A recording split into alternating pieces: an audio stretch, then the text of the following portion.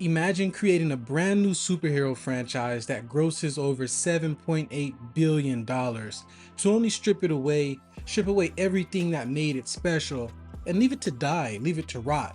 That's the tragic timeline of Ben 10, and when people look back at the gold standard of animated world building, their minds instantly wander to Avatar: The Last Airbender. But in 2005, Cartoon Network had their own Avatar: The Last Airbender, and it was Ben 10, the classic.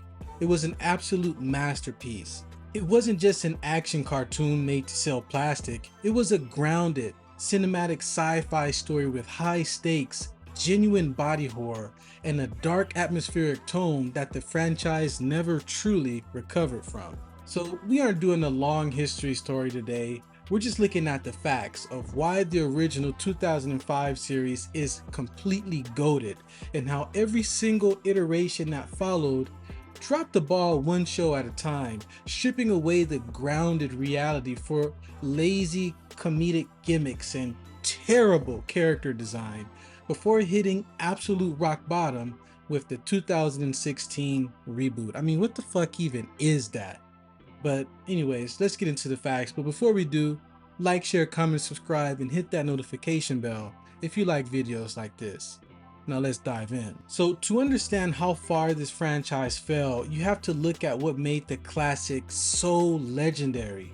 Created by Man of Action, a group of actual comic book veterans who worked on X-Men and Superman, the original show was built and grounded like a sci-fi horror series. It was that, to be honest. The world felt real. The backgrounds were filled with deep shadows, industrial rust, desert highways, and a genuine sense of isolated atmospheric dread. And when 10-year-old Ben Tennyson transformed, it wasn't a clean, magical girl sequence, something like, I don't know, out of Sailor Moon or whatever. It was truly, literally body horror. You watched pretty much bones cracking and skin shifting into our organic rock and muscles stretching, and there was visceral weight to the Omnitrix. The stakes were high because Ben was actually vulnerable. He didn't have master control. He was just a kid stuck in the middle of nowhere on a summer road trip, learning how to be a hero, running from an intergalactic warlord who wanted to rip the watch off of his dead body. Vilgax. In the classic series, he wasn't a generic cartoon villain who traded punchlines like we have in this stupid reboot. He was a terrifying, silent force of nature. The classic show treated its audience with respect, balancing family dynamics on the rust bucket with high stakes cosmic danger. That's what made it a masterpiece. Then 2008 rolls around and the ball gets dropped for the first time. I mean, don't get me wrong, Alien Force did start strong in the first 1 to 2 seasons under Dwayne McDuffie. The older 15-year-old Ben tackling mature themes, it was cool. But visually, the franchise lost its identity immediately, man. I mean, what the hell was that? I get it. Maybe it was cheaper to draw everybody kind of square and rectangular and all the rest of that bullshit, but it was terrible, terrible design. But anyway, it was still Ben 10. You know, the detailed, gritty textures, backgrounds of the 2005 original were instantly replaced by flat, empty pitch, black night skies, and sterile landscapes. Like I said, it felt lifeless. It felt less like a living, breathing world and more like a stage play. But the real damage happened because Cartoon Network is a business that relies on merch sales. Because the mature writing didn't appeal to toddlers who buy toys. Corporate executives put their foot down in season 3. They completely threw away Ben 10's character progression, turning him into an arrogant, immature brat to mirror the young classic Ben 10, and forced the writers to pivot completely around selling plastic. That corporate mandate directly birthed Ultimate Alien in 2010 as well. And this is where the franchise started feeling completely gimmicky. The concept of the Ultimatrix, evolving aliens, through a million-year war zone. It was brilliant, whatever. But the execution was completely half-assed. Only 46 of the original aliens that Ben had unlocked, only 8 were actually able to go into ultimate forms. It wasn't about the stakes anymore. It was about forcing a marketing gimmick onto screen to drive toy sales, losing that raw, grounded tension that made the original classic so special. And if Ultimate Alien was already a stumble, 2012's Ben 10's Omniverse completely shattered any remaining sense of the story, of realism, of Ben 10 really in general. This era traded the serious sci-fi tone for a highly stylized, bubbly, elastic design by Derek J. Wyatt, and the character redesigns were just flat out terrible. The dark atmospheric aesthetic of the original universe was completely deleted. Everyone was overhauled for a more cartoony look. Gwen was given a completely out of character, nerdy aesthetic.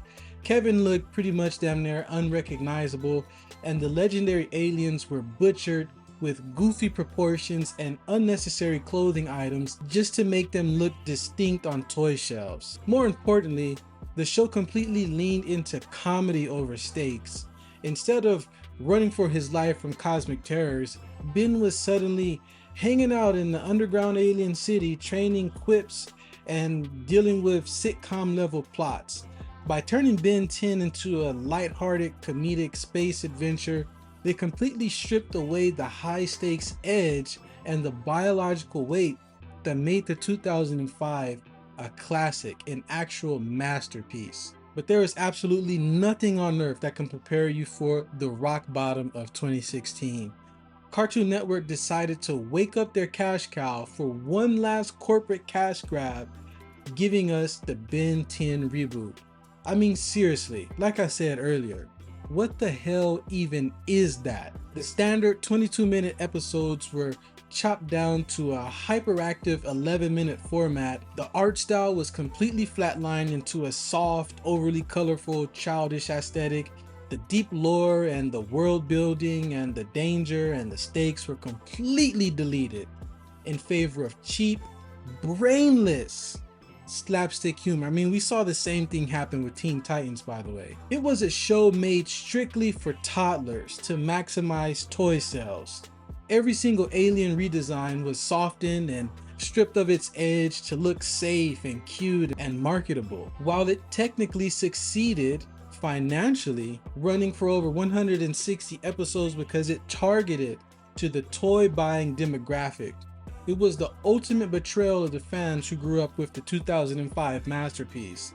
It proved that Cartoon Network cared more about licenses but completely despised the legacy. And again, like I said, we saw the same thing with Teen Titans. I mean, what the fuck are they even doing over there? The reboot wrapped in 2021 and the franchise sat on the shelf for years. But fans never outgrew Ben 10. They just outgrew the lazy corporate interference. And the proof is happening right now. As of May in 2026, Dynamite Entertainment just released Ben 10 issue number 1, bringing back the original creators from Man of Action, with Joey Casey writing the scripts. The facts speak for themselves. This new comic line just shattered records, pulling over 112,000 orders for its first issue. And why, you might ask? Well, because it completely ignores the reboots, the terrible cartoony redesigns, and the childish gimmicks. It's a direct return to the 2005 classic roots, leaning heavily into cosmic stakes and raw body horror. The original creators are finally proving what we all knew all along. Ben 10 works best when it's dark, grounded, and treated like it's supposed to be, like the masterpiece that it is. The original 2005 proved that Western animation could deliver a legendary, serious superhero story. The sequels and the reboot systematically stripped that magic away for cheap comedy and gimmicks, but the original creators are finally taking it back in the comics. I mean, it's because of this type of shit that anime is winning right now. But corporations just can't seem to understand that. I don't know why, but whatever. But I want to hear from you guys. Have you guys picked up the new Dynamite comic yet? Do you guys agree that the redesigns and the comedy just ruined the show for the original people that grew up with it? Let me know in the comments below. Don't forget to like, subscribe, and hit that notification bell. And I'll see you in the next one. Peace.